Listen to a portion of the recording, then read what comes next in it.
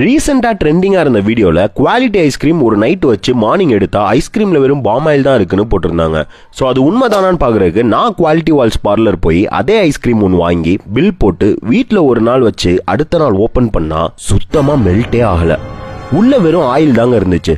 தண்ணியும் ஆயிலும் கலந்த மாதிரி இருந்தனால ரீசெக் பண்ணிடுவோன்னு வெண்ணிலா ஃபிளேவர் வாங்கி செக் பண்ணேன்.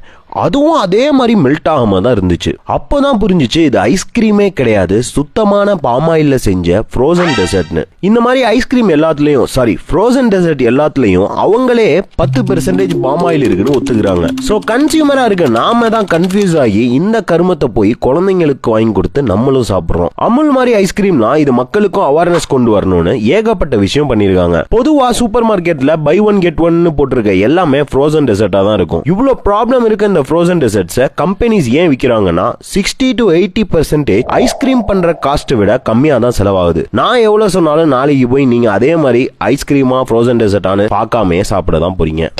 ரசத்துல கரப்பாம்பூச்சி தானே கிடந்துச்சு, சாம்பார்ல என்ன கிடந்து தெரியுமா? என்ன கிடந்துச்சு? பெருச்சாளி. சரி சரி மோரை ஊத்து, அதுல பூனை கிடக்குதான்னு பாப்பா. ஊத்து மோர்லடா ஆசிட்ட ஊத்தி தான் உங்களுக்கு விளக்கம் சொல்லி ஏற ஓஞ்சிரும் போல இருக்க. மறக்காம சர்ப்ரைஸ் பண்ணுங்க.